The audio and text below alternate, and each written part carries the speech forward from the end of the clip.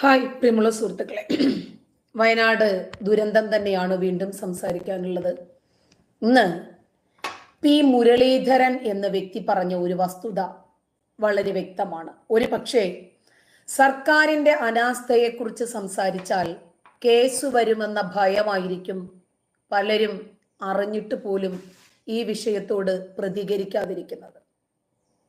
ഇവിടെ വയനാട് നിന്ന് ഇത്രയും വലിയ ഒരു ദുരന്തം ഒരു പക്ഷേ സർക്കാർ വിചാരിച്ചിരുന്നെങ്കിൽ ഒഴിവാക്കാൻ സാധിക്കുമായിരുന്നു എന്ന് തന്നെയാണ് പറയുന്നത്. പെട്രോളിയം ആൻഡ് സേഫ്റ്റി ഓർഗനൈസേഷനിൽ, അതായത് peso, explosive joint chief controller ആയിരുന്ന ഡോക്ടർ ആർ വേണുഗോപാൽ വയനാട്ടിലെ പ്രകൃതി ദുരന്തത്തില് ദുരന്ത നിവാരണത്തെക്കുറിച്ച് സംസാരിച്ചിരുന്നു. അടുപ്പിച്ചുണ്ടാകുന്ന ഈ ദുരന്തങ്ങളിൽ നിന്നും നമ്മളൊന്നും പഠിക്കുന്നില്ല എന്ന് അദ്ദേഹം പറഞ്ഞു. വസ്തുതയാണ്. 2018 പ്രളയമുണ്ടായി. അത് കഴിഞ്ഞിട്ടാണ് കൊറോണ ബാധിക്കുന്നത്. സമീപകാലത്ത് കേരളം കണ്ട ഏറ്റവും വലിയ പ്രകൃതി ദുരന്തമാണ് ഇപ്പോൾ വയനാട്ടിൽ സംഭവിച്ചത്. ജനസംഖ്യയുടെ ഏതാണ്ട് 1/6 ഇത് ബാധിച്ചിട്ടുണ്ട്. 483 പേർ മരിച്ചു എന്നാണ് കണക്ക്.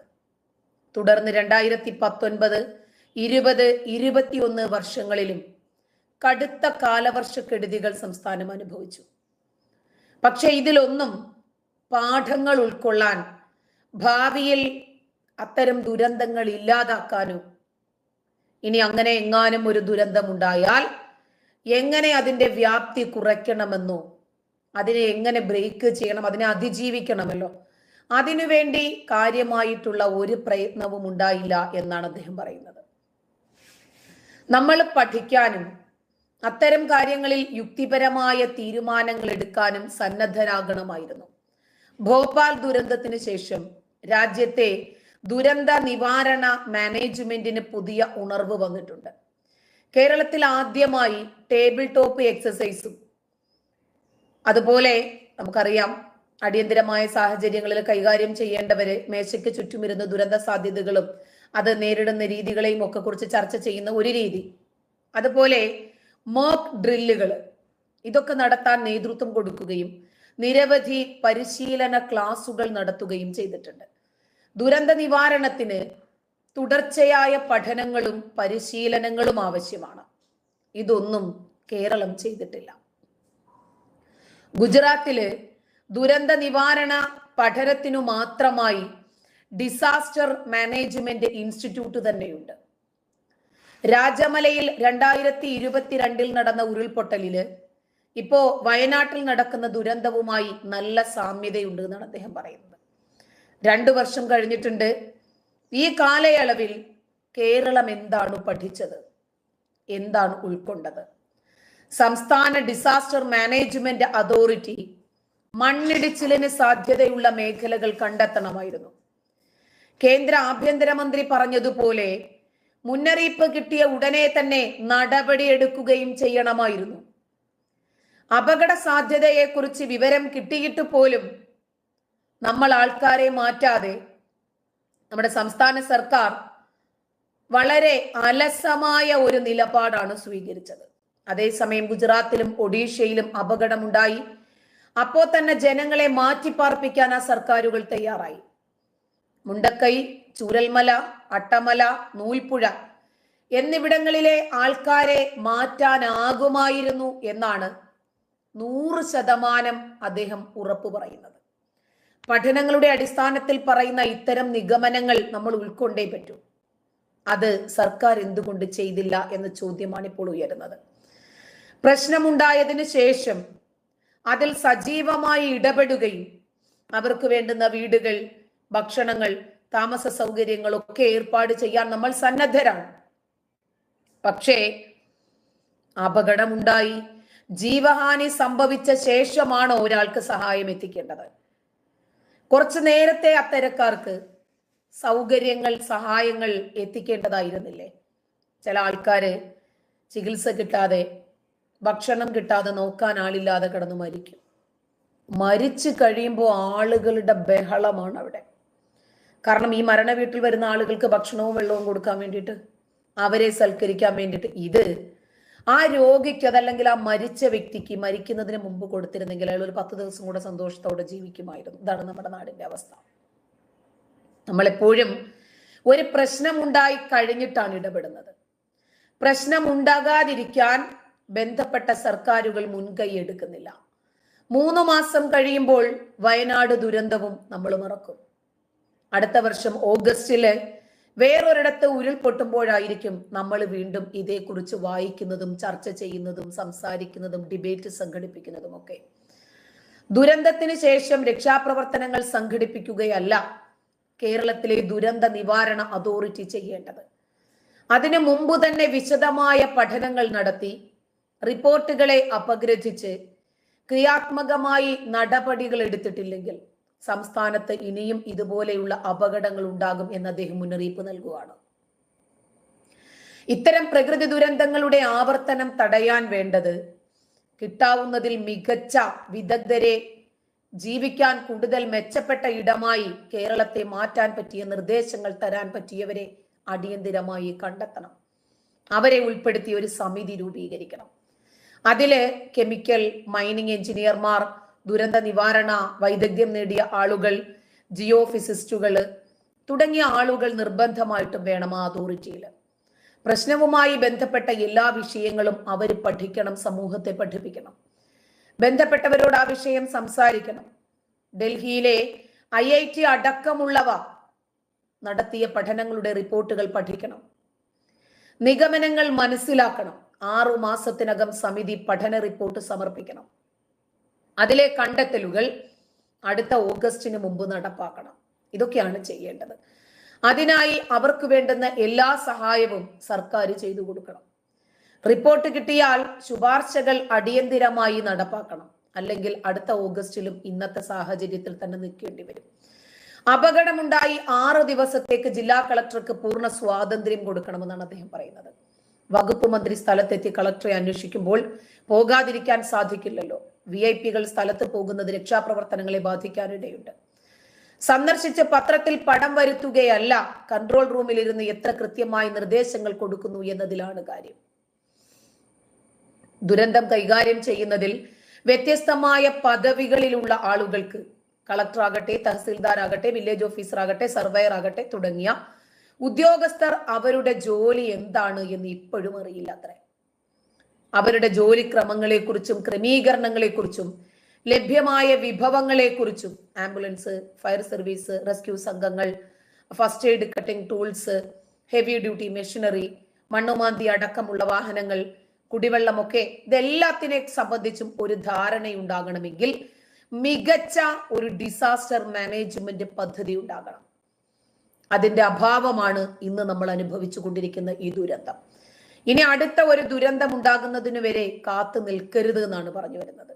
എറണാകുളത്ത് ഒരു അടിയന്തര റെസ്പോൺസ് സെന്റർ, അതായത് ERC വേണമെന്ന് 1986 ഇദ്ദേഹം പറഞ്ഞതാണത്രേ. അവിടെ ഇപ്പോൾ ഫാക്ടറീസ്, അതുപോലെ ബോയിലേഴ്സിന്റെ ജോയിന്റ് ഡയറക്ടറുടെ ഓഫീസുമായി ബന്ധപ്പെട്ട ഒരു എമർജൻസി റെസ്പോൺസ് സെന്റർ ഉണ്ട്. പേര് കെമിക്കൽ എമർജൻസി റെസ്പോൺസ് സെന്റർ. പക്ഷേ പ്രവർത്തനക്ഷമമല്ല. അടിയന്തിരമായി സ്ഥാപനം പ്രവർത്തന യോഗ്യമാക്കണമെന്നാണ് അദ്ദേഹം പറയുന്നത്. കേരളത്തിന്റെ ഇപ്പോഴത്തെ അവസ്ഥ വെച്ച് കാലാവസ്ഥയും ഭൂഘടനാ പ്രത്യേകതകളും എല്ലാ ജില്ലാ കേന്ദ്രങ്ങളിലും ERC വേണം. പ്രകൃതി ദുരന്തത്തിന് പുറമെ രാസ, റോഡ് ദുരന്തങ്ങൾ കൈകാര്യം ചെയ്യാനും അത് പ്രയോഗമാക്കണം. മുല്ലപ്പെരിയാർ അണക്കെട്ട് വരാനിരിക്കുന്ന ഒരു മഹാദുരന്തമാണ് എന്ന് തന്നെ പറയാം. അണക്കെട്ടിന്റെ ഉയരം കൂട്ടാൻ തമിഴ്നാട് സ്ഥിരമായി ആവശ്യപ്പെടുമ്പോൾ തർക്കത്തിന് പോകുകയല്ല വേണ്ടത്. തർക്കത്തിന് പോകുകയോ എനിക്ക് ജയിക്കണം, അവനെ തോൽപ്പിക്കണം എന്ന ഒരു മത്സരം നടത്തുകയോ അല്ല വേണ്ടത്. തുരങ്കം വഴിയോ മറ്റോ അവരുടെ കൃഷിക്ക് വേണ്ട വെള്ളം കൊടുക്കാൻ സാധിക്കുമോ എന്ന് ആലോചിക്കണം. അപകടമുണ്ടായാൽ പിടിച്ചാൽ നിൽക്കില്ല. വിദഗ്ധരുമായി കൂടിയാലോചിച്ച് നടപടികൾ എടുത്തിട്ടില്ലെങ്കിൽ പ്രകൃതി ദുരന്തമല്ല, മനുഷ്യനിർമ്മിത ദുരന്തമാണ് വരാൻ സാധ്യതയുള്ളത് ഏറ്റവും കൂടുതലായിട്ട്. അതുപോലെ 2013 പടക്ക നിർമ്മാണ കേന്ദ്രമായ ശിവകാശിയിലെ അപകടങ്ങളുടെ എണ്ണം വർഷത്തിൽ 4 മാത്രമായി കുറച്ചിട്ടാണ് ഇദ്ദേഹം തമിഴ്നാട് വിട്ടത്. 2009 ഇദ്ദേഹം ചേരുമ്പോൾ അത് വർഷത്തിൽ 63 എണ്ണമായിരുന്നു അത്രേ. സുരക്ഷാ നടപടികൾ കർശനമാക്കി. അതിനുശേഷം അടിയന്തിരമായ സാഹചര്യങ്ങൾ കൈകാര്യം ചെയ്യുന്ന എല്ലാവർക്കും പരിശീലനം നൽകി. അത് അപകടം കുറച്ചു. പുറ്റിങ്ങൽ അപകടത്തെക്കുറിച്ച് അത് കഴിഞ്ഞതിന് ശേഷം അതിനെ സംബന്ധിച്ച് രൂപീകരിച്ച ഒരു ഡോക്ടർ AK യാദവ് അധ്യക്ഷനായ കമ്മീഷനിൽ ഇദ്ദേഹം മെമ്പറായിരുന്നു അത്രേ. അദ്ദേഹത്തിന്റെ അനുഭവത്തിന്റെ വെളിച്ചത്തിലാണ് അദ്ദേഹം സംസാരിക്കുന്നത്. ഇവരുടെ റിപ്പോർട്ടില് ചില നിർദ്ദേശങ്ങൾ മിക്കവാറും നടപ്പാക്കിയതുകൊണ്ട് അതിനുശേഷം സംസ്ഥാനത്ത് വെടിക്കെട്ട് അപകടങ്ങൾ ഒരുപാട് കുറഞ്ഞെന്ന് അദ്ദേഹം പറയുന്നത്. തൃശ്ശൂരില് ഒരു ഫയർ വർക്സ് പാർക്ക് വേണമെന്ന് ഇദ്ദേഹം നിർദ്ദേശിച്ചിട്ടുണ്ടായിരുന്നു. അതുണ്ടായിരുന്നെങ്കിൽ കേരളത്തിൽ വെടിക്കെട്ട് അപകടങ്ങൾ ഇതിലും കുറയുമായിരുന്നു. അതിനായി അന്നത്തെ MLA സുനിൽകുമാർ 30 ഏക്കർ ഭൂമി ഏറ്റെടുത്ത് മന്ത്രി മൊയ്തീൻ ഫയൽ അയക്കുകയും ചെയ്തു. പക്ഷേ അതെവിടെ? 3-4 പടക്ക ഫാക്ടറി അവിടെ വന്നാല് സുരക്ഷാ മാനദണ്ഡങ്ങൾ കൃത്യമായി പാലിച്ചുകൊണ്ട് മലയാളികൾക്ക് ഇഷ്ടമുള്ള രീതിയിൽ പടക്കങ്ങൾ നിർമ്മിക്കാൻ സാധിക്കും. അത് പടക്ക വ്യവസായത്തിന് നല്ല രൂപത്തിൽ ഗുണവും ചെയ്യും. തൊഴിലാളികൾക്ക് അവിടെ പരിശീലനവും ലഭിക്കും. 16 തവണ പൂരം വെടിക്കെട്ടിന് അനുമതി കൊടുത്ത വ്യക്തിയാണ് ഇദ്ദേഹം. ഒരിക്കൽ പോലും പ്രശ്നമുണ്ടായിട്ടില്ല. വേണ്ട രീതിയിൽ കൈകാര്യം ചെയ്തിരുന്നെങ്കിൽ കഴിഞ്ഞ വർഷത്തെ പ്രശ്നങ്ങൾ ഒഴിവാക്കാമായിരുന്നു. ഇദ്ദേഹം തമിഴ്നാട്ടിലായിരുന്നു ഇദ്ദേഹത്തിന്റെ സേവനം. പൂരം വെടിക്കെട്ടിന് സുരക്ഷാ ക്രമീകരണങ്ങൾ ഏർപ്പെടുത്താൻ അദ്ദേഹത്തിന് കഴിഞ്ഞിട്ടുണ്ട്. 2016 പൂരം മൈതാനത്ത് തീ കെടുത്താനുള്ള ജലസംഭരണ സംവിധാനം ഏർപ്പെടുത്തി. പടക്കം സുരക്ഷിതമായി സംഭരിക്കാനുള്ള സംവിധാനം ഉത്രാളിക്കാവ്, തിരുവമ്പാടി, പാറമേക്കാവ് ദേവസ്വങ്ങളാണ് നൽകിയത്. ഇന്ന് എല്ലാ പ്രധാന വെടിക്കെട്ട് പരിപാടിക്കും സംഘാടകര് അപകട സാധ്യത വിലയിരുത്തുന്നുണ്ട്. അധികൃതർക്ക് വെടിക്കെട്ട് സ്ഥലത്ത് പുറത്തോ ഒക്കെയുള്ള ദുരന്ത നിവാരണ പദ്ധതി സമർപ്പിക്കും. വെടിക്കെട്ടുകാർക്ക് പരിശീലനം കൊടുക്കും. ജനങ്ങളിൽ നിന്ന് വേർതിരിച്ചറിയാൻ പ്രത്യേക നിറമുള്ള ജാക്കറ്റും ധരിപ്പിക്കും. വെടിക്കെട്ട് അപകടങ്ങളിൽ വന്ന ഗണ്യമായ വ്യത്യാസം കൃത്യമായ പഠനവും മുൻകരുതലുകളും ആസൂത്രണവുമാണ്. ഇങ്ങനെയാണ് ദുരന്തങ്ങളുടെ വ്യാപ്തിയും എണ്ണവും ആളപായങ്ങളും കുറയ്ക്കുന്നത്. ഒത്തൊരുമിച്ച് നിന്നാൽ അത്ഭുതങ്ങൾ സാധ്യമാണ് എന്ന് മാധ്യമപ്രവർത്തകനും എഴുത്തുകാരനുമായ P. മുരളീധരൻ നമ്മളോട് പറയുവാണ്. എത്ര വലിയ അപകടങ്ങൾ ഉണ്ടായാലും ശരി, ഒരിക്കലും പഠിക്കാത്ത കേരളത്തെ സംബന്ധിച്ചിടത്തോളം നമ്മളെ ആരെ കുറ്റപ്പെടുത്തും? ഇത് കേന്ദ്ര ആഭ്യന്തരമന്ത്രി കഴിഞ്ഞ ദിവസം പറഞ്ഞു. അദ്ദേഹം 2 തവണ മുന്നറിയിപ്പ് നൽകിയിരുന്നു എന്നാ പറഞ്ഞത്. ആ 2 തവണയും മുന്നറിയിപ്പുകളെ അവഗണിച്ചത് കൊണ്ടാണ് ഇത് സംഭവിച്ചത് എന്ന് അദ്ദേഹം പറയുന്നു. ഇപ്പോ വീണ്ടും മരണസംഖ്യ വർദ്ധിച്ചുകൊണ്ടിരിക്കുകയാണ്. കരളുലയ്ക്കുകയാണ് വയനാട്ടിലെ വാർത്തകളെല്ലാം. മരണം 338 ഇപ്പോൾ റിപ്പോർട്ട് ചെയ്യപ്പെട്ടത്. 5 ദിവസമായിരിക്കുന്നു ദുരന്തമുണ്ടായിട്ട്. ഇനിയും തിരിച്ചറിയാൻ സാധിക്കാത്ത 74ഓളം മൃതദേഹങ്ങൾ ഇന്ന് സംസ്കരിക്കും. ഉരുൾപൊട്ടൽ തകർത്തെറിഞ്ഞ മുണ്ടക്കൈ, ചൂരൽമല പ്രദേശങ്ങളില് മണ്ണിനടിയിൽ കുടുങ്ങിയവരെ കണ്ടെത്താൻ പ്രതീക്ഷയോടെ തിരച്ചിൽ ഇപ്പോഴും തുടരുവാണ്. മരണം 338 അനൌദ്യോഗികമായ കണക്കുകൾ പ്രകാരം 250-ലധികം ആളുകളെ ഇനിയും കണ്ടെത്താനുണ്ട്. 146 മൃതദേഹങ്ങൾ തിരിച്ചറിഞ്ഞിട്ടുണ്ട്. തിരിച്ചറിയാത്ത 74 മൃതദേഹങ്ങൾ ഇന്ന് സംസ്കരിക്കും. ദുരന്തത്തിന്റെ 5ാം ദിവസമായ ഇന്ന് 6 മേഖലകളിലായി തിരച്ചിൽ നടത്തുവാണ്. സൈന്യം, NDRF, സംസ്ഥാന ഏജൻസികൾ, സന്നദ്ധ സംഘടനകൾ, നാട്ടുകാർ എല്ലാവരും സംയുക്തമായി സഹജീവിക്ക് വേണ്ടിയുള്ള തെരച്ചിലിലാണ്. നിരവധി മൃതദേഹങ്ങൾ കണ്ടെടുത്ത ചാലിയാറിൽ ഇന്നും തിരച്ചിൽ ശക്തമാണ്. വൈത്തിരി താലൂക്കിലെ കോട്ടപ്പടി, വെള്ളാർമല, തൃക്കൈപ്പറ്റ വില്ലേജുകളെ സംസ്ഥാന ദുരന്ത നിവാരണ വകുപ്പ് ദുരിതബാധിത പ്രദേശമായി പ്രഖ്യാപിച്ചിട്ടുണ്ട്. ഇന്നും നാളെയും കോഴിക്കോട്, വയനാട്, കണ്ണൂർ, കാസർഗോഡ് ജില്ലകളിൽ ഒറ്റപ്പെട്ട ശക്തമായ മഴയ്ക്ക് സാധ്യതയുള്ളതുകൊണ്ട് യെല്ലോ അലർട്ട് പ്രഖ്യാപിച്ചിട്ടുണ്ട്. 24 മണിക്കൂറിൽ 115.5 മില്ലിമീറ്റർ വരെ മഴ പെയ്യാൻ സാധ്യതയുണ്ടത്രേ. കേരളം മുതൽ ഗുജറാത്തിന്റെ തെക്കൻ തീരം വരെയുള്ള ന്യൂനമർദ്ദ പാത്തി തുടരുകയാണ്. ബംഗാളിനും ജാർഖണ്ഡിനും മുകളിൽ ന്യൂനമർദ്ദം രൂപപ്പെട്ടിട്ടുണ്ട്. അടുത്ത 24 മണിക്കൂറിനുള്ളിൽ ഇത് തീവ്ര ന്യൂനമർദ്ദമായി ശക്തി പ്രാപിക്കാൻ സാധ്യതയുണ്ടെന്ന് പറയുന്നു. ഇതിന്റെ ഫലമായിട്ടാണ് മഴ എന്ന് കാലാവസ്ഥാ വകുപ്പ് അറിയിക്കുന്നു. ഇവിടെ മുണ്ടക്കൈ, ചൂരൽമല, അട്ടമല ഉരുൾപൊട്ടലിൽ മരണപ്പെട്ടവരുടെ ആശ്രിതർക്ക് ആശ്വാസ ധനസഹായം നൽകുന്നതിന് സംസ്ഥാന ദുരന്ത നിവാരണ പ്രതികരണ നിധിയിൽ നിന്നും ജില്ലാ കളക്ടർക്ക് 4 കോടി രൂപ അനുവദിച്ച് സർക്കാരിന്റെ ഉത്തരവ് വന്നു. സംസ്ഥാന ദുരന്ത പ്രതികരണ നിധിയുടെ മാനദണ്ഡ പ്രകാരമാണ് ഈ തുക വിനിയോഗിക്കേണ്ടത്. ഈ ദുരന്തത്തിൽ സകലമാന മനുഷ്യരും വിവിധ ഭാഗങ്ങളിൽ നിന്നും ഈ ദുരന്തത്തിൽ പങ്കുചേരുവാണ്. ദുരന്ത ബാധിതരോട് സഹോദരങ്ങളെ പോലെ നെഞ്ചോട് ചേർത്ത് നിർത്തുകയാണ്. അവരുടെ പ്രശ്നങ്ങൾ നമ്മുടെ പ്രശ്നമായിട്ട് നമ്മൾ ഏറ്റെടുക്കുകയാണ്. ഈ ദുരന്ത ബാധിതർക്കായി കൈകോർത്ത് തിരുവനന്തപുരം രാജ്യാന്തര വിമാനത്താവളവും മുന്നിലുണ്ട്. ദുരന്തത്തെ അതിജീവിച്ചവർക്കായി പ്രഥമ ശുശ്രൂഷ മരുന്നുകൾ മുതൽ നിത്യോപയോഗ സാധനങ്ങൾ വരെ സമാഹരിച്ച് തിരുവനന്തപുരം ജില്ലാ ഭരണകൂടത്തിന് കൈമാറിയിട്ടുണ്ട്. എയർപോർട്ടിൽ പ്രവർത്തിക്കുന്ന എല്ലാ വകുപ്പുകളിലെ ജീവനക്കാരും ദൗത്യത്തിൽ പങ്കാളികളായിട്ടുണ്ട്. രക്ഷാപ്രവർത്തനത്തിനിടയിൽ വയനാട് സൂചിപ്പാറ വെള്ളച്ചാട്ടത്തിനരികെ തെരച്ചിലിൽ കുടുങ്ങിപ്പോയ 3 യുവാക്കളെ സൈന്യം രക്ഷപ്പെടുത്തിയിട്ടുണ്ട്. നിലമ്പൂർ മേഖലയിൽ ചാലിയാറിൽ നിന്ന് കണ്ടെടുക്കുന്ന മൃതദേഹങ്ങൾ തിരിച്ചറിയാൻ പറ്റാത്ത തരത്തിലാണ് ലഭിച്ചിട്ടുള്ളത്. 67 മൃതദേഹങ്ങളാണ് തിരിച്ചറിയാൻ കഴിയാതെ കിട്ടിയത്. സർവമത പ്രാർത്ഥനയോടെ ഈ മൃതദേഹങ്ങൾ പഞ്ചായത്തുകൾ സംസ്കരിക്കുമത്രേ. ആകെ കണ്ടെടുത്തത് 215 മൃതദേഹങ്ങളാണ്. 87 സ്ത്രീകളും 98 പുരുഷന്മാരും 30 സ്ത്രീകളും മരിച്ചു. 148 മൃതദേഹങ്ങൾ ഇതിനോടകം തന്നെ ബന്ധപ്പെട്ടവർക്ക് കൈമാറിയിട്ടുണ്ട്. ഇനിയും 206 പേരെ കണ്ടെത്താനുണ്ട്. 81 പേർ പരിക്കേറ്റ് ചികിത്സയിലാണ്. വയനാട്ടിൽ 93 ക്യാമ്പുകളിലാണ് ഇപ്പോൾ ആളുകൾ ഉള്ളത്. 10,042 ആളുകളെയാണ് അവിടെ അധിവസിപ്പിച്ചിട്ടുള്ളത്. പലരുടെയും ശരീരത്തിന്റെ ചില ഭാഗങ്ങൾ മാത്രമാണ് ലഭിച്ചിട്ടുള്ളത്. അതുകൊണ്ട് തന്നെ തിരിച്ചറിയാൻ സാധിച്ചിട്ടില്ല. ചിലപ്പോ ഈ കിട്ടിയ മൃതദേഹങ്ങൾ ഒരു കുടുംബത്തിലെ മുഴുവൻ ആളുകളും ഉണ്ടാകും. അതുകൊണ്ടാണ് മൃതശരീരം ഏറ്റുവാങ്ങാൻ പോലും ബന്ധപ്പെട്ടവരില്ലാതെ പോകുന്നത്.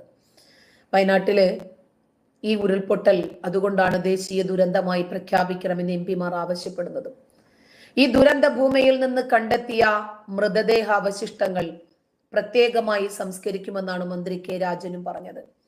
കുഴിമാടങ്ങളിൽ DNA നമ്പർ പ്രദർശിപ്പിക്കുമെന്നും ശരീരഭാഗങ്ങൾ സംസ്കരിക്കാൻ റവന്യൂ വകുപ്പിന്റെ നേതൃത്വത്തിൽ വിവിധ ഇടങ്ങളിലായി 9 ഏക്കർ പ്രത്യേകമായി കണ്ടെത്തിയെന്നും മന്ത്രി പറഞ്ഞു. ചൂരൽമലയിൽ നിന്ന് ഇന്ന് കണ്ടെത്തിയത് 4 മൃതദേഹങ്ങൾ കൂടിയാണ്. ചാലിയാറിൽ നിന്നും 2 മൃതദേഹങ്ങൾ കണ്ടെത്തിയിട്ടുണ്ട്. ഈ ദുരന്തം നടന്ന പ്രദേശങ്ങളിലേക്ക് പാകം ചെയ്ത ഭക്ഷണങ്ങളോ ഭക്ഷണ പദാർത്ഥങ്ങളോ കൊണ്ടുവരേണ്ടതില്ല എന്ന് ജില്ലാ കളക്ടർ DR മേഘശ്രീയുടെ അറിയിപ്പുണ്ട്. രക്ഷാപ്രവർത്തനങ്ങൾ നടത്തുന്നവർക്കും സേനകൾക്കുമുള്ള ഭക്ഷണം മേപ്പാടിയിലെ പൊതുവായ അടുക്കളയിലാണ് ക്രമീകരിക്കുന്നത്. അവിടെ നിന്ന് ജില്ലാ ഭക്ഷ്യ സുരക്ഷാ ഓഫീസറുടെ നേതൃത്വത്തിൽ ചൂരൽമലയിൽ ഒരുക്കിയിട്ടുള്ള ഭക്ഷ്യകേന്ദ്രങ്ങളിൽ എത്തിക്കും. ദുരിതാശ്വാസ പ്രവർത്തനങ്ങളിൽ ഏർപ്പെട്ടവർക്കുള്ള ഭക്ഷണ സാധനങ്ങൾ പ്രത്യേകം നിയോഗിച്ചിട്ടുള്ള ഫയർ ആൻഡ് സേഫ്റ്റി ഉദ്യോഗസ്ഥർ മുഖാന്തിരമാണ് നൽകുന്നത്. ഇക്കാരണം കൊണ്ട് ദുരന്ത പ്രദേശം ഉൾപ്പെടുന്ന വിവിധ സോണുകളിലേക്ക് നേരിട്ട് ഭക്ഷണം എത്തിക്കാതിരിക്കാൻ എല്ലാവരും ശ്രദ്ധിക്കുക. അപകട സാധ്യത നിലനിൽക്കുന്ന സാഹചര്യമായതുകൊണ്ടാണ് കടുത്ത നിയന്ത്രണം ഏർപ്പെടുത്തിയിട്ടുള്ളത്. മുഖ്യമന്ത്രി പിണറായി വിജയൻ 1 ലക്ഷം രൂപയും ഭാര്യ കമല 33,000 രൂപയും മുഖ്യമന്ത്രിയുടെ ദുരിതാശ്വാസ നിധിയിലേക്ക് സംഭാവന നൽകിയതായിട്ട് അറിയുന്നു. മുണ്ടക്കൈ LP സ്കൂൾ വിശ്വശാന്തി ഫൗണ്ടേഷൻ പുനർനിർമ്മിച്ച് നൽകുമെന്നാണ് പറയുന്നത്. വയനാട് പുനരധിവാസത്തിന് വിശ്വശാന്തി ഫൗണ്ടേഷൻ, അതായത് മോഹൻലാലിന്റെ അണ്ടറിലുള്ളത്, 3 കോടി രൂപ നൽകുമെന്ന് മോഹൻലാലും അറിയിക്കുന്നു. ചേർത്തുപിടിച്ച് സ്വന്തം സഹോദരങ്ങൾക്ക് ഏത് രൂപത്തിലുള്ള പ്രശ്നങ്ങൾ വന്നാലും ശരി, എല്ലാവരും ഒരുമിച്ച് നിന്ന് ആ ഒരു പ്രതിസന്ധിയെ മറികടക്കാനുള്ള ശ്രമത്തിന്റെ ഭാഗമാണ്. പാർവതി കൃഷ്ണ എന്ന വ്യക്തി വയനാട് ഉരുൾപൊട്ടലിൽ രക്ഷാപ്രവർത്തനത്തിനായി മുഖ്യമന്ത്രിയുടെ ദുരിതാശ്വാസ നിധിയിലേക്ക് സംഭാവന നൽകിയ പോസ്റ്റിന് കീഴിൽ നെഗറ്റീവ് കമന്റ് വന്നു എന്ന് പറഞ്ഞ് അത് അതിനെക്കാട്ടിൽ വലിയ ഒരു അധിക്ഷേപം. നടിയാണ്, അവതാരകയാണ് പാർവതി കൃഷ്ണ. ഓരോ മനുഷ്യനും അവനവനെ കൊണ്ട് സാധിക്കുന്നത് നൽകട്ടെ. അതിന് നമ്മളായിട്ടൊരു നെഗറ്റീവ് അഭിപ്രായം എന്തിനാ പറയുന്നത്? നമുക്ക് ചെയ്യാൻ പറ്റാത്തത് ആരെങ്കിലും ഒക്കെ ചെയ്യട്ടെ. കമന്റുമായിട്ട് എത്തിയ ആൾക്ക് ഈ പാർവതി നല്ല രൂപത്തിൽ മറുപടിയും നൽകിയിട്ടുണ്ട്. കൈകോർക്കാം എന്ന ക്യാപ്ഷനോടെയാണ് പാർവതി സംഭാവന നൽകിയ വിശദാംശങ്ങൾ ഇൻസ്റ്റഗ്രാമിൽ പങ്കുവച്ചത്. താൻ നൽകിയ തുക മറച്ചു വെച്ചുകൊണ്ടാണ് പാർവതി ഫോട്ടോ പങ്കുവച്ചത്. അതിന് നിങ്ങൾ കൊടുക്കുന്നത് ഏത് തുകയായാലും കാണിച്ചൂടെ? ഒരാൾ കൊടുക്കുന്ന തുക കണ്ടിട്ട് അതിലും കുറയാത്തത് കൊടുക്കുന്നതാണ് മനുഷ്യ സ്വഭാവം. ശരിയാണ് കേട്ടോ ഒരർത്ഥത്തില്. നമ്മുടെ സന്തോഷ് പണ്ഡിറ്റിനെ എല്ലാവരും കളിയാക്കും, കോമാളിയാണെന്ന്. ഒരിക്കല് അയാളോട് ഒരാൾ ചോദിച്ചു, ഒരു പേന കൊടുത്താലും നിങ്ങൾ ഫോട്ടോ എടുത്തിട്ട് അത് പോസ്റ്റ് ചെയ്യുന്നില്ലേ? ഒരു കുട്ടികൾക്ക് കുറച്ച് ബുക്ക് കൊടുത്തത് എല്ലാവരെയും അറിയിക്കാൻ വേണ്ടിയിട്ടല്ലേ? അപ്പൊ സന്തോഷ് പണ്ഡിറ്റ് ചിരിച്ചുകൊണ്ട് പറഞ്ഞ മറുപടി, ഒരുപാട് കുട്ടികൾക്ക് വേണം, ഞാൻ 5 കുട്ടികൾക്ക് നൽകിയിട്ടുണ്ട്, അത് പോസ്റ്റ് ചെയ്താൽ മറ്റു കുട്ടികൾക്ക് വേറെ ആരെങ്കിലും ഒക്കെ വരും. വളരെ കൃത്യമായി അദ്ദേഹം മറുപടി പറഞ്ഞു. ചിലരങ്ങനെയാ. അതുകൊണ്ട് ഇസ്ലാം പരിഗണിക്കുന്നതും രഹസ്യവും പരസ്യവുമായ സഹായങ്ങളെ ഇസ്ലാം പ്രോത്സാഹിപ്പിക്കുന്നുണ്ട്. അതുകൊണ്ട് മുസ്ലിങ്ങൾ അതൊക്കെ ചെയ്യാറുമുണ്ട് കേട്ടോ. പല സന്ദർഭങ്ങളിലും ജാതിയും മതവും ഒന്നും നോക്കാതെ സഹായിക്കാറുണ്ട്. കഴിഞ്ഞ തവണ 2018 ദുരന്ത സമയത്ത് എൻ്റെ 2 സുഹൃത്തുക്കളുണ്ട് ആലുവയില്. അവരുടെയൊക്കെ വീട്ടിൽ ഭയങ്കരമായ വെള്ളം കയറി. അപ്പോ ഇവര് കിറ്റുമായിട്ട് പോയി. അപ്പൊ ഈ എൻ്റെ സുഹൃത്തുക്കളായിട്ടുള്ള 2-3 വീടുകളെ ഒഴിവാക്കി വിട്ടു. മുസ്ലിങ്ങളായിരുന്നു. ഇവനൊക്കെ ഇസ്ലാമിനെ വിമർശിക്കുന്നവൻ, അവന് കൊടുക്കണ്ടെന്ന് പറഞ്ഞത്രേ. ചില സന്ദർഭങ്ങളിൽ ചില പുഴുക്കുത്തുകൾ എല്ലാ ഇടത്തും ഉണ്ടാകും. അവരെ ഏൽപ്പിക്കുന്ന ആഘാതം ഒരുപക്ഷെ നല്ലവരായ ഒരുപാട് മനസ്സുകളെ ബാധിക്കുകയും ചെയ്യും. അങ്ങനെ വയനാടിന്റെ രക്ഷാപ്രവർത്തനം അവസാന ഘട്ടത്തിൽ എത്തി എന്നാണ് മുഖ്യമന്ത്രി പറയുന്നത്. ജീവന്റെ ഒരു തുടിപ്പെങ്കിലും ബാക്കിയുണ്ടെങ്കിൽ രക്ഷിക്കാൻ തന്നെയായിരുന്നു ശ്രമിച്ചത്. ചാലിയാറിൽ നിന്ന് കണ്ടെത്തുന്ന മൃതദേഹങ്ങൾ തിരിച്ചറിയാൻ കഴിയുന്നില്ല. തിരച്ചിലിന് ഡൽഹിയിൽ നിന്ന് ഡ്രോൺ ബേസ്ഡ് റഡാറുകൾ എത്തിക്കും. പുനരധിവാസം അതിവേഗം പൂർത്തിയാക്കുമെന്നാണ് മുഖ്യമന്ത്രി പറഞ്ഞത്. 215 മൃതദേഹങ്ങളാണ് കണ്ടെടുത്തത്. ഇതിൽ 87 സ്ത്രീകളും 95 പുരുഷന്മാരും 30 കുട്ടികളും. 148 മൃതദേഹങ്ങൾ കൈമാറി. ഇനി 206 പേരെ കണ്ടെത്തണമെന്നാണ് മുഖ്യമന്ത്രി പറഞ്ഞത്. 81 പേർ പരിക്കേറ്റ് ആശുപത്രിയിലും തുടരുന്നുണ്ട്. 67 മൃതദേഹങ്ങൾ ഇനിയും തിരിച്ചറിയാൻ കഴിഞ്ഞിട്ടുമില്ല. മുഖ്യമന്ത്രിയുടെ ദുരിതാശ്വാസ നിധിയുടെ ചുമതല കൈകാര്യം ചെയ്യുന്നതിന് പ്രത്യേക ഉദ്യോഗസ്ഥനെ നിയമിക്കുന്നുണ്ട്. ധനകാര്യ സെക്രട്ടറിയുടെ കീഴിലാകും ഉദ്യോഗസ്ഥൻ എന്ന് മുഖ്യമന്ത്രി. ദുരുപയോഗം തടയാൻ QR കോഡ് സംവിധാനവും പിൻവലിക്കുന്നെന്നാണ് പറയുന്നത്. വയനാട് ഉരുൾപൊട്ടൽ ഉണ്ടായതിന്റെ കാരണം വിശദമായി അന്വേഷിക്കണമെന്ന് മുഖ്യമന്ത്രി പിണറായി വിജയൻ പറഞ്ഞു. മുന്നറിയിപ്പ് മോഡൽ രൂപീകരിക്കാൻ കാലാവസ്ഥാ കേന്ദ്രത്തോട് നിർദ്ദേശിക്കുകയും ചെയ്തു. പ്രവചന ഉപാധികൾ രൂപീകരിക്കണം. അടിയന്തിരമായി ഇത് നടപ്പാക്കുമെന്ന് മുഖ്യമന്ത്രി പറഞ്ഞു. ഹെൽപ്പ് ഫോർ വയനാട് സെൽ രൂപീകരിച്ചു എന്ന് മുഖ്യമന്ത്രി അറിയിച്ചിട്ടുണ്ട്. അത് ബന്ധപ്പെടാൻ പറ്റുന്ന നമ്പറുകളും കോൾ സെന്ററുകൾ പുറത്തുവിട്ടിട്ടുണ്ട്. 9188940014 ആണ് ഒരു നമ്പർ. 88940015 ആണ് ഒരു നമ്പർ. എല്ലാവർക്കും അതിനകത്ത് ബന്ധപ്പെട്ട് വേണ്ടുന്ന സഹായം വയനാടിന് എത്തിക്കാൻ സാധിക്കുന്ന സാഹചര്യമാണിപ്പോൾ ഉണ്ടാക്കിയിരിക്കുന്നത്. അതുപോലെ പുനരധിവാസത്തിന് വേണ്ടുന്ന കാര്യങ്ങൾ കൃത്യമായി ചെയ്യുന്നുണ്ട്. ഒരുപാട് ആളുകൾ ഇതിനകത്തേക്ക് ബന്ധപ്പെടുന്നുണ്ട്. അതുകൊണ്ട് വയനാട് ദുരന്ത ബാധിതരെ കൈപിടിച്ചു കൊണ്ടുവരാൻ തന്നെയാണ് ജനങ്ങളുടെ തീരുമാനം.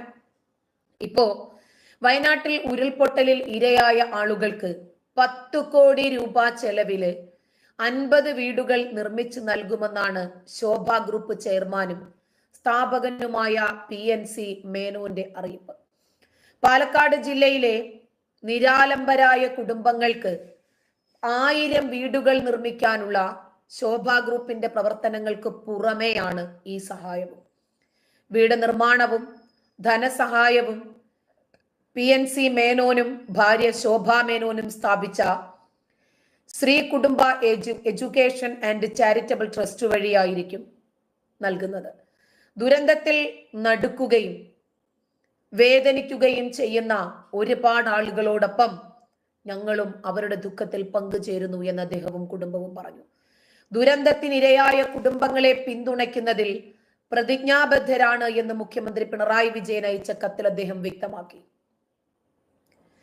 അങ്ങനെ ഉരുൾപൊട്ടൽ നാശം വിതച്ച വയനാടിന്റെ പുനരധിവാസത്തിന് ഗൃഹനിർമ്മാണം ഉൾപ്പെടെ പ്രവർത്തനങ്ങൾക്ക് 50 ലക്ഷം രൂപയുടെ പദ്ധതി നിർവഹണം ജോയിന്റ് കൗൺസിൽ ഏറ്റെടുക്കുമെന്ന് നേതാക്കൾ അറിയിച്ചിട്ടുണ്ട്. പ്രവർത്തനങ്ങളുടെ വിശദമായ രൂപരേഖ ഉടനെ തന്നെ സംഘടന ജില്ലാ ഭരണകൂടത്തിന് സമർപ്പിക്കുമെന്ന് chairman KP Gopakumar general secretary Jayachandran കല്ലിങ്ങലും പ്രസ്താവനയിൽ അറിയിച്ചു. അതുപോലെ ഈ ഉരുൾപൊട്ടലിൽ വീട് നഷ്ടപ്പെട്ട ആളുകൾക്ക് 150 കുടുംബങ്ങൾക്ക് നാഷണൽ സർവീസ് സ്കീം അതായത് NSS ഇവര് വീട് നിർമ്മിച്ചു നൽകുമെന്ന് മന്ത്രി ഡോക്ടർ R ബിന്ദു അറിയിച്ചിട്ടുണ്ട്. കാലിക്കറ്റ്, MG, കണ്ണൂർ, കേരള സാങ്കേതിക ആരോഗ്യ, ശ്രീശങ്കര സംസ്കൃത സർവകലാശാലകളിലെയും higher secondary, vocational higher secondary, സാങ്കേതിക വിദ്യാഭ്യാസ വകുപ്പ്, ITI തുടങ്ങിയവയിലെയും NSS യൂണിറ്റുകളുടെ നേതൃത്വത്തിലാണ് വീട് നിർമ്മാണം. Back to school, back to college campaign നടപ്പാക്കും. മേഖലയിലെ മുഴുവൻ വിദ്യാർത്ഥികൾക്കും പഠന ഉപകരണങ്ങൾ നൽകും. പോളിടെക്നിക്കുകൾ, എഞ്ചിനീയറിംഗ് കോളേജുകൾ, ITIകൾ എന്നിവയിലെ NSS ടീമുകളുടെ നേതൃത്വത്തിൽ ഗൃഹോപകരണങ്ങൾ, ഫർണിച്ചർ, ഇലക്ട്രിക്കൽ, പ്ലംബിംഗ് പ്രവൃത്തികൾ തുടങ്ങിയ സാങ്കേതിക സേവനവും ലഭ്യമാക്കുമെന്ന് മന്ത്രി പറഞ്ഞു. ഈ ദുരന്തത്തിൽപ്പെട്ട വീട് നഷ്ടപ്പെട്ട 100 പേർക്ക് വീട് വെക്കാൻ വേണ്ടി മേപ്പാടിയിൽ ചെമ്മണ്ണൂർ ഗ്രൂപ്പിന്റെ ഉടമസ്ഥതയിലുള്ള ബോച്ചെ 1000 ഏക്കറിൽ സൗജന്യമായി സ്ഥലം നൽകുമെന്ന് ബോബി ചെമ്മണ്ണൂർ അറിയിച്ചു. അപകട മേഖലകളിൽ താമസിക്കുന്നവരെ സുരക്ഷിത സ്ഥാനത്തേക്ക് സ്ഥിരമായി മാറ്റിപ്പാർപ്പിക്കുന്നതിനായി സർക്കാരും സ്വകാര്യ വ്യക്തികളും ചേർന്ന് പാർപ്പിടങ്ങൾ നിർമ്മിച്ചു നൽകുന്ന പദ്ധതി രൂപവൽക്കരിക്കണമെന്ന് അദ്ദേഹം ആവശ്യപ്പെട്ടു. അതുപോലെ തന്നെ സഹായഹസ്തവുമായി സൈലവും ഉണ്ടൊപ്പം. ക്യാമ്പിൽ കഴിയുന്നവർക്കുള്ള ഭക്ഷ്യ വസ്ത്ര സാമഗ്രികൾക്ക് പുറമെ മുഖ്യമന്ത്രിയുടെ ദുരിതാശ്വാസ ഫണ്ടിലേക്ക് 10 ലക്ഷം രൂപയുടെ ചെക്ക് സൈലം CEO അനന്തുവിന്റെ നേതൃത്വത്തിൽ മന്ത്രി മുഹമ്മദ് റിയാസിന് കൈമാറി. വീട് നിർമ്മാണത്തിനും കുട്ടികളുടെ പഠനത്തിനും സ്കൂളിന്റെ പുനർനിർമ്മാണത്തിനുമുള്ള സഹായം തുടർന്നും ഉണ്ടാകുമെന്ന് സൈലം മാനേജ്മെന്റ് അറിയിച്ചു. CPM കേരള ഘടകം 25 ലക്ഷം രൂപ ദുരിതാശ്വാസ നിധിയിലേക്ക് നൽകിയെന്ന് സംസ്ഥാന സെക്രട്ടറി MV ഗോവിന്ദൻ അറിയിച്ചു. തമിഴ്നാട്, ത്രിപുര ഘടകങ്ങൾ 10 ലക്ഷം വീതവും നൽകിയിട്ടുണ്ട്. DYFI 25 വീട് നിർമ്മിച്ചു നൽകുമെന്ന് അറിയിക്കുന്നു. വയനാടിന്റെ കണ്ണീരൊപ്പാൻ എന്ന പേരിൽ മുസ്ലിം ലീഗിന്റെ സംസ്ഥാന കമ്മിറ്റി പ്രഖ്യാപിച്ച പുനരധിവാസ ഫണ്ടിന്റെ സമാഹരണം പ്രത്യേക ആപ്ലിക്കേഷൻ വഴി ആരംഭിച്ചിട്ടുണ്ട്.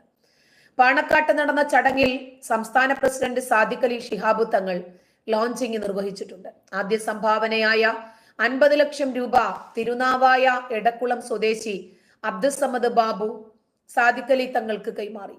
ലീഗ് നേതൃത്വത്തിൽ വിപുലമായ രക്ഷാപ്രവർത്തനങ്ങൾ നടന്നു വരികയാണെന്ന് സാദിഖ് അലി തങ്ങൾ പറഞ്ഞു. ഫണ്ട് ശേഖരണം വിജയിപ്പിക്കാൻ എല്ലാവരും രംഗത്തു വരണം. ഓഗസ്റ്റ് 2-ാം തീയതി മുതൽ 15-ാം തീയതി വരെയാണ് സമയം. ദേശീയ ജനറൽ സെക്രട്ടറി PK കുഞ്ഞാലിക്കുട്ടി, സംസ്ഥാന ജനറൽ സെക്രട്ടറി അഡ്വക്കേറ്റ് PMA സലാം തുടങ്ങിയ ആളുകൾ ഇതുമായിട്ട് സംബന്ധിച്ച് മുന്നിലുണ്ട്. മുഖ്യമന്ത്രിയുടെ ദുരിതാശ്വാസ നിധിയിലേക്ക് പൊതുജനങ്ങളുടെ പങ്കാളിത്തം ഉറപ്പുവരുത്തുന്നതിനായി ഓഗസ്റ്റ് 10-11 തീയതികളിൽ ക്യാമ്പയിനുമായി CPM രംഗത്ത് വരും. വയനാട്ടിന്റെ പുനരധിവാസ പ്രവർത്തനത്തിന് സാമ്പത്തിക സഹായം അനിവാര്യമാണ്. ഇതിനായി മുഖ്യമന്ത്രിയുടെ ദുരിതാശ്വാസ ഫണ്ടിലേക്ക് സംഭാവന ചെയ്യണമെന്ന് ആവശ്യപ്പെട്ടിട്ടാണ് ക്യാമ്പയിൻ നടത്തുന്നതെന്ന് CPM സംസ്ഥാന സെക്രട്ടറി MV ഗോവിന്ദൻ വ്യക്തമാക്കി. വീടുകളും സ്ഥാപനങ്ങളും സന്ദർശിച്ച് ജനങ്ങൾക്കിടയിൽ ദുരിതാശ്വാസ നിധിയെക്കുറിച്ച് ബോധവൽക്കരണം നടത്തുകയാണ് ലക്ഷ്യം. ഫണ്ട് പിരിക്കാനല്ല, സംഭാവന നൽകാൻ അഭ്യർത്ഥിക്കുകയാണ് ക്യാമ്പയിൻ ചെയ്യുക. പ്രകൃതി ദുരന്തം അടക്കമുള്ള അടിയന്തരമായ സാഹചര്യങ്ങളിൽ വിനിയോഗിക്കാനായി രൂപം നൽകിയതാണ് മുഖ്യമന്ത്രിയുടെ ദുരിതാശ്വാസ നിധി. CAG ഓഡിറ്റ് അടക്കം കൃത്യമായ പരിശോധനകളിൽ ഈ സംവിധാനത്തിൽ നടക്കുന്നുണ്ട്. കൃത്യമായ വരവ് ചെലവ് കണക്കുകളും ഇതിനകത്തുണ്ട്. വീട് നിർമ്മിച്ചു നൽകാനും ഭൂമി നൽകാനും എല്ലാം നിരവധി സംഘടനകളും വ്യക്തികളും ഇതിനോടകം തന്നെ സന്നദ്ധത അറിയിച്ചെത്തിയിട്ടുണ്ട്. പുനരധിവാസ കാര്യങ്ങളിൽ ആരുടെ സന്നദ്ധതയെയും സർക്കാർ തള്ളിക്കളയില്ലെന്നും MP ഗോവിന്ദൻ വാർത്താ സമ്മേളനത്തിൽ കൂട്ടിച്ചേർത്തു. ഇതാണ് മലയാളി പൊളിയാണ് എന്ന് നമ്മൾ പറയുന്നത്. ഏറ്റവും കൂടുതൽ ദുരന്തങ്ങൾ നേരിടുമ്പോൾ കേരളത്തിലെ വലിയ വലിയ വ്യവസായികൾ രംഗത്ത് വരാറുണ്ട്. ഈ സാഹചര്യത്തിലും അതുപോലെ തന്നെയാണ്. ദുരന്തത്തിൽപ്പെട്ട ആളുകളെ ഈ ദുരന്തത്തിൽ പെടുന്നതിന് മുമ്പേ ചേർത്ത് പിടിക്കേണ്ടതായിരുന്നു. എന്തോ നമ്മുടെ നാട് ഇങ്ങനെയാണ്. ദുരന്തത്തിൽ പെട്ടുകഴിഞ്ഞാൽ മാത്രമേ ചിലർക്ക് കണ്ണു തുറക്കാൻ സാധിക്കൂ. ഉരുൾപൊട്ടലിൽ മാതാപിതാക്കളെ നഷ്ടപ്പെട്ട കുഞ്ഞുങ്ങളെ മുലയൂട്ടാൻ ഇടുക്കി ഉപ്പുതറയിൽ നിന്ന് ഭാവനയും ഭർത്താവ് സജനും 2 മക്കളുമായി വയനാട്ടിലെത്തി. വെള്ളിയാഴ്ചയാണ് ഇവരെത്തിയത്. ദുരന്തത്തിൽ മാതാപിതാക്കളെ നഷ്ടമായ നിരവധി കുഞ്ഞുങ്ങളുണ്ട് എന്ന വിവരമാണ് ഭാവനയെ ഈ പ്രവൃത്തിക്ക് പ്രേരിപ്പിച്ചത്. അനാഥരായ കുഞ്ഞുമക്കൾക്ക് മുലപ്പാൽ നൽകാൻ സന്നദ്ധയാണ് എന്ന് ഭാവന സമൂഹ മാധ്യമത്തിലൂടെ അറിയിച്ചു. ചെറിയ കുട്ടികൾക്ക് മുലപ്പാൽ ആവശ്യമുണ്ടെങ്കിൽ അറിയിക്കണേ, എൻ്റെ ഭാര്യ തയ്യാറാണ് എന്ന് ഇടുക്കിയിൽ നിന്നും പലരും അറിയിക്കുന്നു. അങ്ങനെ പ്രചരിച്ചതോടുകൂടി ആവശ്യക്കാരുണ്ട് എന്ന വിളി വന്നതിന് പിന്നാലെയാണ് മുലപ്പാൽ നൽകുന്നതിനായി ഭാര്യയും 2 മക്കളുമായി ഇവരും നാട്ടിലെത്തുന്നത്. 2 മക്കളുടെ അമ്മയാണ് താനെന്നും അമ്മയില്ലാതായാലുള്ള കുഞ്ഞുങ്ങളുടെ അവസ്ഥ അറിയാമെന്നും ഭാവന പറയുന്നു. ഈ സാഹചര്യത്തിൽ സമൂഹ മാധ്യമത്തിൽ മുലപ്പാൽ വേണമെങ്കിൽ പറയണേ എന്ന് പറഞ്ഞപ്പോൾ ഒരു ജോർജ് മുതുകാലനാണ്, അവൻ എനിക്കും വേണമെന്ന് പറഞ്ഞു. ഉടനെ തന്നെ ജോർജേട്ടന്റെ നമ്പർ തപ്പിപ്പിടിച്ച് ഒരുത്തം വിളിച്ചു. എന്നിട്ട് ചോദിച്ചു, അല്ല എവിടെയാണ് എത്തിക്കേണ്ടതല്ല, എനിക്കൊരു അബദ്ധം പറ്റിപ്പോയതാണ്. അല്ല, പ്രായപൂർത്തിയായാലും മുല കുടിക്കുന്നതിന് കുഴപ്പമൊന്നുമില്ല, നിങ്ങൾക്ക് അങ്ങനെ ഒരു ആവശ്യം ഉണ്ടെങ്കിൽ എത്തിക്കേണ്ടത് ഞങ്ങളുടെ ബാധ്യതയാണല്ലോ, എവിടെയാണ് എത്തിക്കേണ്ടതെന്ന് ചോദിച്ചതോടുകൂടി ജോർജേട്ടൻ മാപ്പ് പറഞ്ഞ് രംഗത്ത് വന്നു. ഈ ഉരുൾപൊട്ടലിൽ മരണപ്പെട്ട ആളുകളുടെ ആശ്രിതർക്ക് ആശ്വാസ ധനസഹായം എല്ലാ മേഖലകളിൽ നിന്നും എത്തുന്നുണ്ട്. ഇപ്പോൾ സംസ്ഥാന ദുരന്ത നിവാരണ പ്രതികരണ നിധിയിൽ നിന്ന് ജില്ലാ കളക്ടർക്ക് 4 കോടി രൂപയാണ് അനുവദിച്ചിരിക്കുന്നത്. അങ്ങനെ ദുരന്തത്തിൽ അകപ്പെട്ട ആളുകളെ ചേർത്ത് പിടിക്കാൻ എല്ലാവരുമുണ്ട്. കഴിയുന്ന ആളുകൾ അവരെ കൊണ്ട് സാധിക്കുന്ന രൂപത്തിലുള്ള ചെറുതും വലുതുമായ സഹായങ്ങൾ നൽകി എല്ലാ ആളുകളും രംഗത്തുണ്ട്. ഇപ്പോൾ ആർമി വേഷമിട്ട് മോഹൻലാലിനെ നമ്മൾ കണ്ടു. അതുപോലെ രാഹുൽ ഗാന്ധി വന്നപ്പോൾ വണ്ടി തടഞ്ഞൊരാള് വൈറലാകാൻ ശ്രമിച്ചു. രാഹുൽ ഗാന്ധി എന്ത് ചെയ്യണം? അദ്ദേഹത്തെ നിങ്ങൾ വോട്ട് ചെയ്ത് വിജയിപ്പിച്ച MP ആണ്, ശരിയാണ്. അദ്ദേഹം എന്ത് ചെയ്യണം? കച്ചയും മുറുക്കി ഇറങ്ങണോ? ആ ചെളിപ്പാടത്തേക്ക് ഇറങ്ങണോ? കാലിൽ ചെളിയാകുമെന്ന്. അവിടെ ഒരുപാട് fire and safety, rescue team, ദുരന്ത നിവാരണ അതോറിറ്റി, സാധാരണ ജനങ്ങൾ, ആ മേഖലയിൽ വൈദഗ്ധ്യം നേടിയ ആളുകളൊക്കെ എമ്പാടുമുണ്ട്. ഇതൊക്കെ ഓരോ ആളുകൾക്കും ചില സാഹചര്യങ്ങളിൽ ഷോ ചെയ്യാൻ കിട്ടുന്ന അവസരമാണ്. അതവർ മുതലാക്കുന്നു. ഇപ്പൊ ഈ മേഖലകളിൽ ഒരുപാട് ദുരന്തം അനുഭവിക്കുന്ന ആളുകൾ ഉണ്ട്, ശരിയാണ്. ഒരു MP വന്നോ, ഒരു MLA വന്നോ, ഒരു മന്ത്രി വന്നോ, എന്ത് ചെയ്യാൻ പറ്റും? 3 കോടി രൂപയുടെ പദ്ധതികൾ തന്റെ ഫൗണ്ടേഷൻ വഴി നടപ്പിലാക്കുമെന്ന് മോഹൻലാൽ അറിയിച്ചു. എല്ലാവർക്കും അവനവനെ കൊണ്ട് സാധിക്കുന്ന രൂപത്തിലുള്ള സാമ്പത്തിക സഹായങ്ങളാണ് ഇപ്പോൾ നൽകാൻ കഴിയുന്നത്. അത് അവരെല്ലാവരും നൽകുന്നുണ്ട്. ലഫ്റ്റനന്റ് കേണൽ കൂടിയായ മോഹൻലാല് ദുരിതബാധിത പ്രദേശങ്ങളിൽ രക്ഷാപ്രവർത്തനത്തിൽ ഏർപ്പെടുന്ന സൈന്യമടക്കം എല്ലാവർക്കും നന്ദി പറയുന്നു എന്ന് മോഹൻലാൽ മാധ്യമങ്ങളോട് പറഞ്ഞു. പൂർണ്ണമായും തകർന്ന വെള്ളാർമല LP സ്കൂൾ പുനരുദ്ധാരണവും തങ്ങൾ ഏറ്റെടുക്കുമെന്ന് വിശ്വശാന്തി ഫൗണ്ടേഷൻ ഡയറക്ടറും മോഹൻലാലിനെ അനുഗമിക്കുകയും ചെയ്ത മേജർ രവിയും വ്യക്തമാക്കിയിട്ടുണ്ട്. രാജ്യം കണ്ടതിൽ വെച്ച് ഏറ്റവും സങ്കടകരമായ കാഴ്ചകളാണ് നമ്മൾ മാധ്യമങ്ങളിലൂടെ അറിയുന്നതും കാണുന്നതും. അവിടെ ചെന്ന് കണ്ടു കഴിഞ്ഞാലേ അതിന്റെ വ്യാപ്തി മനസ്സിലാകൂ എന്ന് നിർബന്ധമില്ല. നമ്മളിത് കണ്ടുകൊണ്ടിരിക്കുക. ഓരോ വാർത്തകളും നമ്മുടെ ഹൃദയത്തെ വേദനിപ്പിച്ചു കൊണ്ടിരിക്കുകയാണ്. ഒരുപാട് പേർക്ക് നിമിഷ നേരം കൊണ്ടാണ് ഉറ്റവരെയും ഉടയവരെയും വീടും സ്ഥലവും എല്ലാ സ്വപ്നങ്ങളും നഷ്ടപ്പെട്ടത്. നമ്മൾ എല്ലാവരും ഒരുമിച്ച് ചേർന്ന് ഈ ദുരന്തത്തെ അതിജീവിച്ച ആളുകളെയെങ്കിലും സഹായിക്കുന്നു എന്നത് എടുത്തു പറയേണ്ടുന്ന കാര്യം തന്നെയാണ്. അതില് ഏറ്റവും കൂടുതൽ എടുത്തു പറയേണ്ടത് രക്ഷാപ്രവർത്തനത്തിന് മുമ്പിൽ നിന്ന ആളുകളെയാണ്. അത് എല്ലാവരെയും, ഒരാളെയും നമ്മൾ ചെറുതായി കാണാൻ പറ്റില്ല. ഒരാള് ദുരന്തത്തിൽപ്പെട്ട ആളുകളെ സഹായിക്കാൻ വേണ്ടി ജീപ്പുമായിട്ട് ആദ്യം പോയി കുറെ ആളുകളെ ചേർത്ത് വന്നു, രണ്ടാമതും പോയി ചേർത്ത് വന്നു, മൂന്നാമത് പോയപ്പോ വെള്ളം കയറുന്നുണ്ട് പോകരുത് എന്ന് പറഞ്ഞു പോയി. പിന്നീട് അയാൾ തിരിച്ചു വന്നതേയില്ല. സ്വന്തം ജീവൻ കൊടുക്കുവാണ് സഹജീവികൾക്ക് വേണ്ടി. ഇതിൽ കൂടുതൽ എന്താണ് ഒരു വ്യക്തിക്ക് ചെയ്യാൻ കഴിയുന്നത്? ഇന്ത്യൻ ആർമി ഉണ്ട്, എയർഫോഴ്സ് ഉണ്ട്, ഡോക്ടേഴ്സ് ഉണ്ട്, NDRF ഉണ്ട്, ഫയർ ആൻഡ് റെസ്ക്യൂ ഉണ്ട്, നേവി ഉണ്ട്, ആ നാടിന്റെ ആ മണ്ണിന്റെ മണമറിയുന്ന ആളുകളുണ്ട്, ഒരുപാട് സന്നദ്ധ സംഘടനകളുണ്ട്, രാഷ്ട്രീയ സംഘടനകളുണ്ട്, മതവിഭാഗങ്ങളുണ്ട്. എല്ലാ സംഘടനകളും ഒരു കല്ലെടുത്ത് മാറ്റുന്ന കുട്ടി പോലും അതിന്റെ ഭാഗമായി മാറുവാണ്. കൊണ്ടുവരുന്ന മൃതശരീരങ്ങളെ കിടത്താൻ വേണ്ടി ഒരു തുണി വിരിച്ചു കൊടുക്കുന്ന ആള് പോലും ഇതിന്റെ ഭാഗമായി മാറുവാണ്. അവരെ പോലും ഒഴിവാക്കി നമുക്കൊരു നന്ദി സൂചിപ്പിക്കാൻ പറ്റില്ല. അവരും ഇതിന്റെ ഭാഗമായി മാറുന്നു. 4-5 ദിവസമായി ഉറക്കവും ഊണും ഒഴിവാക്കി, വിശ്രമം ഒഴിവാക്കി, തൻ്റെ ആരുമല്ല എന്ന ഉത്തമ ബോധ്യത്തോടു കൂടി തന്നെ തങ്ങളുടെ ആരും ആയിരുന്നു അത് എന്ന രൂപത്തിൽ ആളുകൾ ഇറങ്ങിത്തിരിക്കുന്നത് സഹജീവിക്ക് വേണ്ടിയാ. മരിക്കല്ലേ, ജീവന്റെ ഒരു തുടിപ്പോടെയെങ്കിലും അവരെ കിട്ടണേ എന്ന് ആഗ്രഹിച്ചുകൊണ്ട് തന്നെയാണ് അവരതിന് ഇറങ്ങിത്തിരിക്കുന്നത്. ഒരാളെയും ഒഴിവാക്കാൻ പറ്റില്ല നമുക്ക് നന്ദി പറയുന്നതിൽ. ഒരു നന്ദിയിൽ അവസാനിക്കത്തുമില്ല. കാരണം ജീവൻ താങ്ങിപ്പിടിച്ചൊരു ഞാണിന്മേൽ കളിയാണ് അവരും നടത്തുന്നത്. ഇവിടത്തെ പുനരധിവാസത്തിനായി ഒരുപാട് ആളുകൾ സഹകരിക്കുന്നുണ്ട്.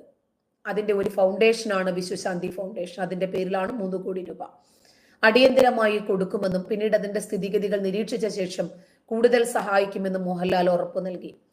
താനും കൂടി അംഗമായ ടെറിട്ടോറിയൽ ആർമിയാണ് ഇവിടെ ആദ്യം രക്ഷാപ്രവർത്തനത്തിനെത്തിയ വിഭാഗം. അതുകൊണ്ട് 1.5 പതിറ്റാണ്ടായി അതിന്റെ ഭാഗമായി താനും ഇവിടെ എത്തിയത് എന്ന് മോഹൻലാൽ വ്യക്തമാക്കുന്നു. അങ്ങനെ സഹജീവികൾക്ക് ഏത് രൂപത്തിലുള്ള വിഷമങ്ങൾ നേരിട്ടാലും പ്രതിസന്ധികൾ നേരിട്ടാലും അവിടെ മനുഷ്യരായിട്ടുള്ള ആളുകൾ ഉണ്ടാകും. ഇന്ന് മാധ്യമങ്ങളിൽ നിറഞ്ഞു നിന്നത് ഒരു നായയുടെ ചിത്രമാണ്. ആ നായയുടെ കുഞ്ഞുങ്ങള് ഉണ്ട്, നഷ്ടപ്പെട്ടു പോയി. എവിടെ ഒരു അനക്കം കേട്ടാലും നായ അങ്ങോട്ട് തിരിഞ്ഞു നോക്കുവാണ്, തൻ്റെ കുട്ടികളാണോ എന്ന്. അതിൻ്റെ യജമാനനെ നോക്കുവാണ്. ഇന്നലെ വരെ എനിക്ക് ചോറ് തന്ന, എന്നെ കുളിപ്പിച്ച, എനിക്ക് കിടക്കാൻ സൗകര്യം ഒരുക്കി തന്ന ആളുകൾ എവിടെ? ഒരുപക്ഷെ അതിൻ്റെ മണം അതിനറിയാൻ കഴിയും. അതുകൊണ്ട് അതിൻ്റെ മണം നോക്കി കാത്തിരിക്കുവാണ്. എല്ലാ ജീവികൾക്കും അവർക്ക് ഭക്ഷണം നൽകുന്ന, അവരെ സംരക്ഷിക്കുന്നവരോട് നന്ദിയുണ്ട്.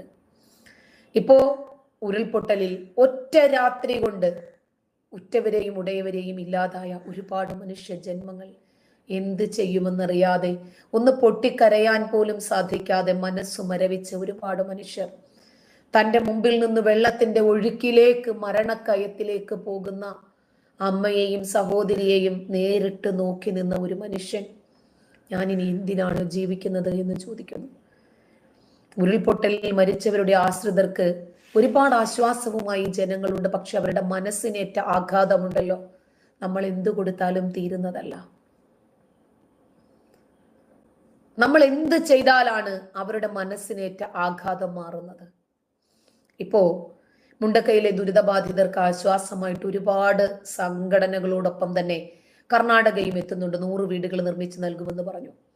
രാഹുൽ ഗാന്ധി 100ഓളം വീടുകൾക്ക് ഓഫർ നൽകി. മുഖ്യമന്ത്രി പിണറായി വിജയൻ 1 ലക്ഷം രൂപ, കമല 33 രൂപ, 33,000 രൂപ ഇവരൊക്കെ നൽകി. ഒരുപാട് പേര്, അതുപോലെ CPIM-ന്റെ എല്ലാ MP-മാരും 1 മാസത്തെ ശമ്പളം കൊടുക്കും. എല്ലാവരും മുഖ്യമന്ത്രിയുടെ ദുരിതാശ്വാസ നിധിയിലേക്ക് CPIM MP-മാർ 1 മാസത്തെ ശമ്പളം, അതായത് 8 ലക്ഷം രൂപ വീതം. കെ രാധാകൃഷ്ണനുണ്ട്, ബികാശ് രഞ്ജനുണ്ട്, ഭട്ടാചാര്യ, ജോൺ ബ്രിട്ടാസ്, അമ്രാറ, ശിവദാസൻ, A റഹീം, പിന്നെന്താണ് വെങ്കടേശൻ, സച്ചിദാനന്ദം, അങ്ങനെ എത്രയോ പേരുണ്ട്, എനിക്ക് ഓർമ്മയില്ല. അത്രയും ആളുകളുണ്ട്. അപ്പോൾ ഒരുപാട് ആളുകൾ പണം നൽകാനും സഹായിക്കാനും സന്നദ്ധരായിട്ടുണ്ട്. അവർക്ക് ഒരു പക്ഷേ ഇനിയും ദുരന്തം ഉണ്ടാകില്ല എന്ന് ഉറപ്പുള്ള ഏതെങ്കിലും ഒരു ഏരിയയിൽ നല്ല വീടുകൾ കിട്ടും.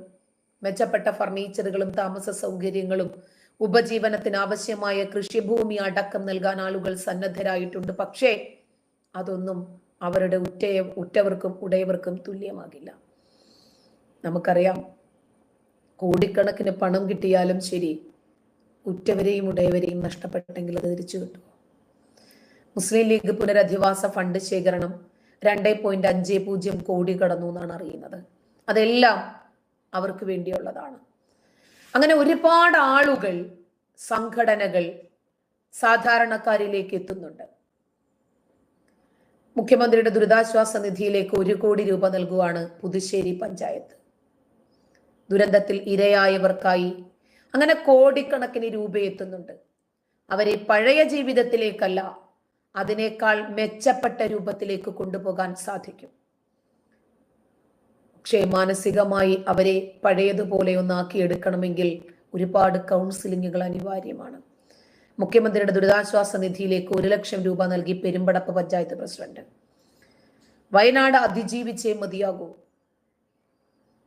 ജൂലൈ 8 വരെ ലഭിച്ച 8 മാസത്തെ ഒരു തുക, ഓണറേറിയം എന്നാണ് അതിന് പറയുക, അതാണ് ദുരിതാശ്വാസ നിധിയിലേക്ക് കൊടുവള്ളി മഹല്ല് കമ്മിറ്റി വീട് നിർമ്മിച്ച് നൽകുമെന്ന് പറഞ്ഞു. ഒരാൾക്ക്, അവരെ ഓരോരുത്തർക്കും അവനവനെ കൊണ്ട് പറ്റുന്ന രൂപത്തില് ദുരിതാശ്വാസ ക്യാമ്പില് 400 മൊബൈൽ ഫോണുകളും സിമ്മുകളും എത്തിച്ചിരിക്കുകയാണ് ചെങ്ങായിസ് എന്ന് പറയുന്ന ഒരു ഗ്രൂപ്പ്.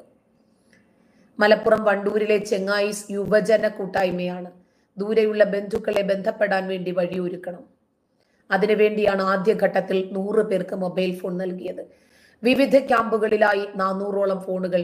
മുലപ്പാലിനാള്, മൊബൈൽ ഫോണിനാള്, വസ്ത്രം, ഭക്ഷണം, താമസ സൗകര്യം, ഇനി അവരുടെ ജോലി, കൃഷിഭൂമി, അങ്ങനെ ഒരുപാട് സഹായങ്ങളുമായി നല്ലവരായ ഒരുപാട് മനുഷ്യരെത്തുന്നുണ്ട്. 10 കോടി രൂപ, 50 വീടുകള് PNC മേനോൻ മുന്നോട്ട് വന്നിട്ടുണ്ട്. 1 മാസത്തെ MLA-മാരുടെ ശമ്പളം നൽകി രമേശ് ചെന്നിത്തല. ഭീമ ജ്വല്ലറി ഉടമ ഡോക്ടർ B ഗോവിന്ദൻ 2 കോടി രൂപ. തിരുവനന്തപുരം കോർപ്പറേഷൻ 2 കോടി രൂപ. CPIM സംസ്ഥാന കമ്മിറ്റി 25 ലക്ഷം രൂപ. മുൻ സ്പീക്കറായ VM സുധീരൻ 1 മാസത്തെ പെൻഷൻ തുകയായി 34,000 രൂപ. തിരുവനന്തപുരം മേയർ ആര്യ രാജേന്ദ്രൻ 1 മാസത്തെ ഓണറേറിയം തുകയായ 17,550 രൂപ. മുഖ്യമന്ത്രിയുടെ ദുരിതാശ്വാസ നിധിയിലേക്ക് 5 ലക്ഷം രൂപ റിമി ടോമി. മുഖ്യമന്ത്രിയുടെ ദുരിതാശ്വാസ നിധിയിലേക്ക് 1 ലക്ഷം രൂപ നവ്യ നായർ. 5 ലക്ഷം രൂപ മഞ്ജു വാര്യർ ഫൗണ്ടേഷൻ. 20 ലക്ഷം രൂപ നയൻതാരയും വിഘ്നേഷും. ഇങ്ങനെ ഒരുപാട് ജനങ്ങൾ സമൂഹ മാധ്യമങ്ങളിലൂടെ തങ്ങളുടെ സഹോദരങ്ങൾക്ക് സംഭവിച്ച ദുരന്തത്തിൽ പങ്കുചേരുന്നു എന്ന് അറിയിക്കുന്നു. ഇതൊന്നിനും അവരുടെ നഷ്ടങ്ങൾക്ക് പകരമാകത്തില്ല. എന്ത് നൽകിയാലും ശരി, ഉറ്റവരെയും ഉടയവരെയും നഷ്ടപ്പെട്ട മനുഷ്യന് എന്ത് പകരമാകാനാ? മക്കളെ നഷ്ടപ്പെട്ട മാതാപിതാക്കളുടെ കൈവെള്ളയിൽ ഈ സൗഭാഗ്യങ്ങൾ കൊണ്ടുവച്ചു കൊടുത്താൽ മക്കൾക്ക് തുല്യമാകുമോ? മാതാപിതാക്കളെ നഷ്ടപ്പെട്ട മക്കളെ നിങ്ങൾ സ്വർഗത്തിൽ കൊണ്ടിരുത്തിയാലും ഏച്ചു കെട്ടിയാൽ മുഴച്ചിരിക്കും. അവർക്ക് അവരുടെ മാതാപിതാക്കൾ തന്നെയാണ് വലുത്. ഇത്തരം ഒരു അപകടം ഉണ്ടാകുന്നതിന് മുമ്പ് മുന്നറിയിപ്പുകളെ അവഗണിക്കരുതായിരുന്നു. അവരെ മാറ്റിപ്പാർപ്പിച്ച് അവർക്ക് വേണ്ടുന്ന സൗകര്യങ്ങൾ ഒരുക്കാൻ സംസ്ഥാനം മുന്നോട്ട് വരണമായിരുന്നു. യൂത്ത് കോൺഗ്രസുമുണ്ട് സഹായവുമായി രംഗത്ത്. ദുരിതബാധിതർക്ക് 30 വീടുകൾ നിർമ്മിച്ചു നൽകുമെന്നാണ് യൂത്ത് കോൺഗ്രസ് അറിയിച്ചത്. താൽക്കാലികമായി 50 വാടക വീടുകൾ ഒരുക്കി നൽകും. മാതാപിതാക്കൾ നഷ്ടപ്പെട്ട കുട്ടികളുടെ പഠനം ഉറപ്പുവരുത്തും. രാഹുൽ മങ്കൂട്ടത്തിൽ അറിയിച്ചിട്ടുണ്ട്. പിന്നെ അതുപോലെ ഈ ദുരന്തത്തിൽ വീട് നഷ്ടപ്പെട്ട കുടുംബം നഷ്ടപ്പെട്ട ആളുകൾക്ക് 100-ലധികം പേർക്ക് കോൺഗ്രസ് വീട് വെച്ച് നൽകും. വിഷയം പാർലമെന്റിൽ അവതരിപ്പിക്കുമെന്ന് രാഹുൽ ഗാന്ധി പറഞ്ഞു. സുരക്ഷിതമായ പുനരധിവാസം സർക്കാർ ഉറപ്പുവരുത്തണമെന്നും ഇതിന് സർക്കാരുമായി ചർച്ച നടത്തുമെന്നും രാഹുൽ പറഞ്ഞു. വീട് നഷ്ടപ്പെട്ട 50 പേർക്ക് ഓർത്തഡോക്സ് സഭ വീട് വെച്ച് നൽകും. 10 ലക്ഷം രൂപ ചെലവിൽ തീരുന്ന വീടുകളാണ് നിർമ്മിച്ചു നൽകുന്നത്. ഈ ദുരന്തബാധിതർക്ക് സമ്മാന തുക നൽകി കാലിക്കറ്റ് സർവകലാശാലയിലെ ഗവേഷണ വിദ്യാർത്ഥി. മലയാള പഠന വിഭാഗത്തിലെ KT പ്രവീണാണ് സമ്മാന തുകയായ 5000 രൂപ. അത് 5 കോടിയേക്കാൾ വലുതാണ് അവനെ സംബന്ധിച്ചിടത്തോളം. കഴിഞ്ഞ ദിവസം അവൻ ഏറ്റുവാങ്ങിയ തുകയാണ് വൈസ് ചാൻസലർ ഡോക്ടർ P രവീന്ദ്രന് കൈമാറിയത്. നേരത്തെ ചെറിയ ഒരു തുക പ്രവീൺ മുഖ്യമന്ത്രിയുടെ ദുരിതാശ്വാസ നിധിയിലേക്ക് നൽകിയിട്ടുണ്ടായിരുന്നു. ദുരിതബാധിതർക്ക് കൈത്താങ്ങായി മുഖ്യമന്ത്രിയുടെ ദുരിതാശ്വാസ നിധിയിലേക്ക് തിരുവൈരാണിക്കുളം മഹാദേവ ക്ഷേത്ര ട്രസ്റ്റ് 5 ലക്ഷം രൂപ സംഭാവന നൽകി. ഒരു പക്ഷേ ഇത് 10 പേർ അറിയുന്നത് കൊണ്ട് സന്തോഷമുള്ളവരുണ്ടാകും. അതറിഞ്ഞ് ഒരുപാട് ആളുകൾ സഹായിക്കാൻ സന്നദ്ധരായി മുന്നോട്ട് വരട്ടെ എന്നാണ് നമ്മൾ ആഗ്രഹിക്കുന്നത്. അതുകൊണ്ടാണ് ഇവരുടെയൊക്കെ പേര് വിവരങ്ങളും ഇവർ നൽകുന്ന സംഭാവനകളും എടുത്തു പറയേണ്ടി വരുന്നത്. അവര് അതുവരെ അധ്വാനിച്ചുണ്ടാക്കിയ മുഴുവനും നൽകുന്ന ആളുകളെ സംബന്ധിച്ചിടത്തോളം നമ്മൾ കെട്ടുകെട്ടായി പണങ്ങൾ ഉണ്ടാക്കി വെച്ചിട്ട് എന്താണ് കാര്യമെന്ന് മനുഷ്യൻ ചിന്തിക്കണം.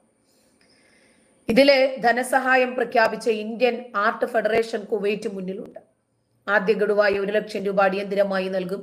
സാധ്യമായ ഏത് സഹായവും എത്തിക്കാൻ ഇന്ത്യൻ ആർട്ട് ഫെഡറേഷൻ പ്രവർത്തകർ സന്നദ്ധരാണെന്ന് ചെയർമാൻ പ്രേമൻ ഇല്ലത്ത് അറിയിച്ചു. പിന്നെ മകളുടെ വിവാഹ സൽക്കാരത്തിന് വേണ്ടി കരുതി വെച്ച 5 ലക്ഷം രൂപ മുഖ്യമന്ത്രിയുടെ ദുരിതാശ്വാസ നിധിയിലേക്ക് നൽകാൻ തീരുമാനിച്ചിരിക്കുകയാണ് KT ജലീൽ MLA യും കുടുംബവും. ക്ഷേത്രത്തിലെ മാനവസേവാ നിധിയായ കൃഷ്ണഹസ്തം സഹായ നിധിയിൽ നിന്ന് സഹായം നൽകുമെന്ന് ഉളനാട് ശ്രീകൃഷ്ണസ്വാമി ക്ഷേത്ര പ്രസിഡന്റ് ഉളനാട് ഹരികുമാർ അറിയിക്കുന്നു. ഉരുൾപൊട്ടലിൽ നാശനഷ്ടം സംഭവിച്ച ആളുകൾക്ക്, വീട് നഷ്ടപ്പെട്ട ആളുകൾക്കും സഹായവുമായി പ്രവാസി സംഘടനയായ ഇൻകാസ് UAE എത്തുന്നു. 10 വീടുകളും ആദ്യ ഗഡു ധനസഹായവുമായ 5 ലക്ഷം രൂപയും നൽകാനാണ് തീരുമാനിച്ചിരിക്കുന്നത്. Ayurveda medical association of India മുഖ്യമന്ത്രിയുടെ ദുരിതാശ്വാസ നിധിയിലേക്ക് 10 ലക്ഷം രൂപ നൽകി. ചെക്ക് മുഖ്യമന്ത്രി പിണറായി വിജയന് കൈമാറി. ഭാരതീയ ചികിത്സാ വകുപ്പും നാഷണൽ ആയുഷ് മിഷനുമായി ചേർന്നുകൊണ്ട് നടത്തുന്ന വിവിധ വൈദ്യസഹായങ്ങൾക്കൊപ്പം രോഗികളുടെ മാനസികാരോഗ്യം വീണ്ടെടുക്കാനുള്ള പ്രത്യേക മെഡിക്കൽ സംഘത്തെ കൂടി കോട്ടക്കൽ ആയുർവേദ കോളേജും കോയക്കൽ ഗവൺമെന്റ് ആയുർവേദ മാനസികാരോഗ്യ ആശുപത്രിയുമായി ചേർന്ന് തയ്യാറാക്കിയിട്ടുണ്ട്.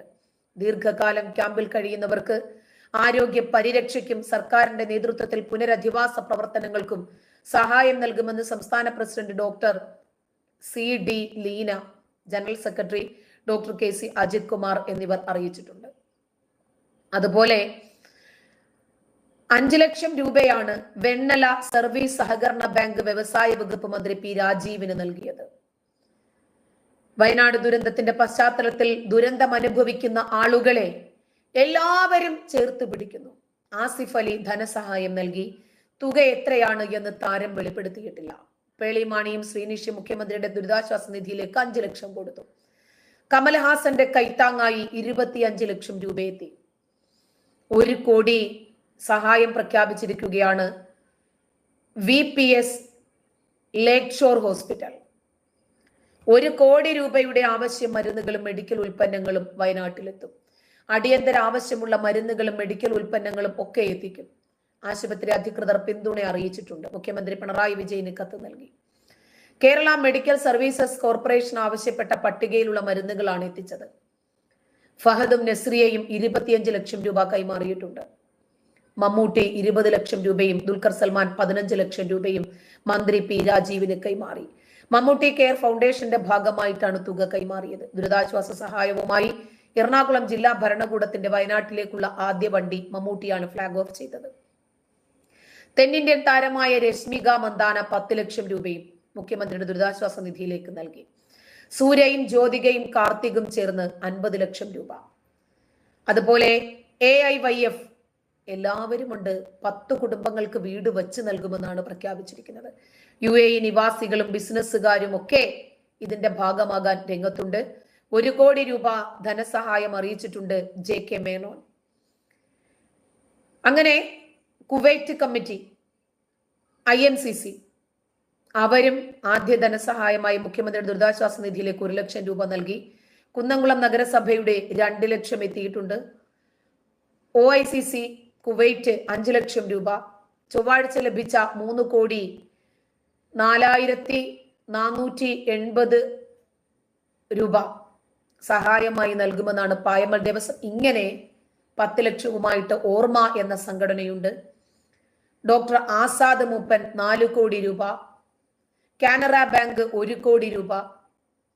KMLM 50 ലക്ഷം രൂപ. വനിതാ വികസന കോർപ്പറേഷൻ 30 ലക്ഷം. ഔഷധി ചെയർപേഴ്സൺ ശോഭന ജോർജ് 10 ലക്ഷം. തമിഴ്നാട് മുഖ്യമന്ത്രി പ്രഖ്യാപിച്ച 5 കോടി രൂപ. ദലൈലാമയുടെ ട്രസ്റ്റ് 11 ലക്ഷം രൂപ. എല്ലാ മന്ത്രിമാരുടെയും 1 മാസത്തെ ശമ്പളം 5 കോടി. രവി പിള്ള, യൂസഫ് അലി 5 കോടി. കല്യാൺ ജ്വല്ലേഴ്സിന്റെ ധനസഹായം എത്തുന്നുണ്ട് 5 കോടി. ഇങ്ങനെ ഒരുപാട് ജനങ്ങൾ ഇവരെ ചേർത്ത് പിടിക്കാൻ സന്നദ്ധരായാൽ ഉണ്ടായ നഷ്ടങ്ങളെയൊക്കെ ബ്രേക്ക് ചെയ്യാൻ കഴിയും. പക്ഷേ അവരുടെ ഉറ്റവരെയും ഉടയവരെയും തിരികെ കൊടുക്കാൻ കഴിയില്ല. 360 കഴിഞ്ഞിട്ടുണ്ട് ഇതുവരെ മരണസംഖ്യ. വീണ്ടും സൂചിപ്പാറയിൽ കുടുങ്ങിയ യുവാക്കളിൽ ഒരാളുടെ പരിക്ക് സാരമുള്ളതാണെന്ന് അറിയുന്നു. സാലിയുടെ കാലിനാണ് നേരത്തെ തന്നെ പരിക്ക് പറ്റിയത്. രണ്ടുപേരും പ്രാഥമിക ചികിത്സ നൽകി. രണ്ടുപേരെയും ആശുപത്രിയിലേക്ക് മാറ്റും. ഇവരെ കൊണ്ടുപോകാനുള്ള ആംബുലൻസ് പോകാൻ തയ്യാറെടുക്കുന്നുണ്ട്. രാത്രി ഇവരെ പാറക്കെട്ടിലാണ് കഴിഞ്ഞത്. ഫോണില്ലാത്തത് കൊണ്ട് ആരെയും വിളിക്കാൻ സാധിച്ചില്ല. ഇന്നലെയാണ് ഇവർ കാട്ടിൽ കുടുങ്ങിയത്. ഇവരെ മേപ്പാടി ആശുപത്രിയിലേക്ക് കൊണ്ടുപോകും. അങ്ങനെ ഉരുൾപൊട്ടലിൽ മരിച്ചവരുടെ ആശ്രിതർക്ക് ആശ്വാസ ധനസഹായം വിവിധ മേഖലകളിൽ നിന്നും എത്തിക്കൊണ്ടിരിക്കുമ്പോൾ പ്രതികരണ നിധിയിൽ നിന്ന്, അതായത് സംസ്ഥാന ദുരന്ത നിവാരണ പ്രതികരണ നിധിയുണ്ട്, അതിൽ നിന്നും കളക്ടർ 4 കോടി രൂപ കൊടുക്കുമെന്ന് പറഞ്ഞിട്ടുണ്ട്. എല്ലാ രൂപത്തിലും സഹജീവികളെ തിരിച്ചു പിടിക്കാനുള്ള സന്നദ്ധമായ ശ്രമത്തിന് നമ്മളെ കൊണ്ട് സാധിക്കുന്ന എല്ലാ രൂപത്തിലും ഇവരെ കൈപിടിച്ചുയർത്തേണ്ടത് നമ്മുടെ ബാധ്യതയാണ്.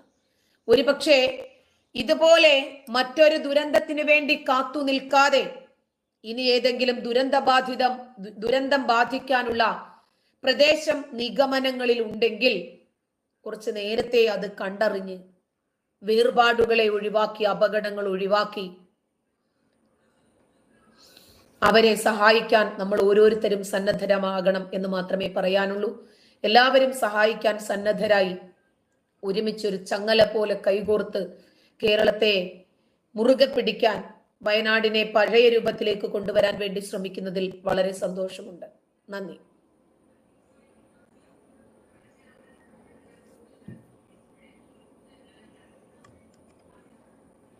അർഫാനെ